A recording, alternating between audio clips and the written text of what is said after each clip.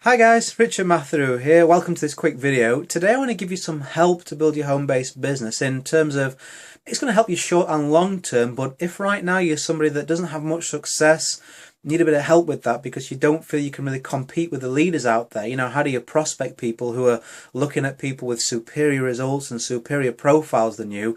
How do you compete with that? How do you overcome that problem and frustration? Well, I want to give you some ways to avoid some common mistakes that you might be making, which you feel might be the best way of avoiding that or overcoming that challenge, but they're really not. And also, let's help you move forward to get better results and better success, which is why you're here. So first and foremost, honesty is still the best policy. As a marketer, you've got to package the truth in the best possible light. You just got to be very careful not to overstep that mark from, saying the best things about yourself to really flat out lying. People can sense when something that you're saying isn't right, just like you can. When somebody comes across and everybody your prospect apparently is doing fantastic and everything is going hunky-dory, of course that's not going to be the case. The law of averages tells us so. But if you don't come across as a real person, if you're coming across with lies, if you're trying to say that you're this amazing guru and they go search on Google and find out that you're nowhere to be found, you're going to be labelled as someone that's dishonest. Especially if, I don't know, maybe a lot of the time you're prospecting a leader or you come across somebody who has big results. Firstly, you should make sure that that's the case. A lot of people will inflate their results. They're probably not the leader they say they are. But if they are, perhaps you feel the need to, make up something, try and be grander than what you actually are. They're going to realise that, you're lying. And guess what? They're not going to work with you further down the road. Most of us, when we come to partnering with people, we look for other people with the same values as us. Yes, you're looking for success, but more importantly, you're looking for honesty, you're looking for some kind of character, you're looking for trust. Because if I put my name with your name side by side on a promotion or anything, I need to know that that isn't going to taint my name in any way, shape or form. And if previously you've come at me with a complete pack of lies, doesn't matter what you've done in the meantime, it's going to be very difficult for me to trust you, and it will be the same with other people. Think about in relationships, if someone betrays or misplaces your trust, are you more or less likely, is it going to take more or less effort from that person to regain that in the future? It's a lot harder for them to do, isn't it?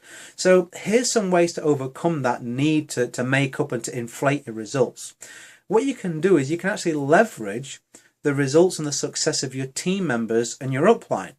You can point to people within your company, even success stories about other people just like them creating results in your team, people you can connect them with. I mention this a lot to my team. When they go prospect people, well, what results have you got? They can say, well, nothing right now, I've just started or I've not been having success yet, but they can point to me or they can point to Ray or they can point to any of the guys in our team with success. They can point to them and say, hey, look, we can have a phone conversation with them if you like, if you're serious. Let's take a look down, see if this is a fit for you or not. It doesn't matter then about them or about you. If you can do that in your company, you can take yourself out of the equation.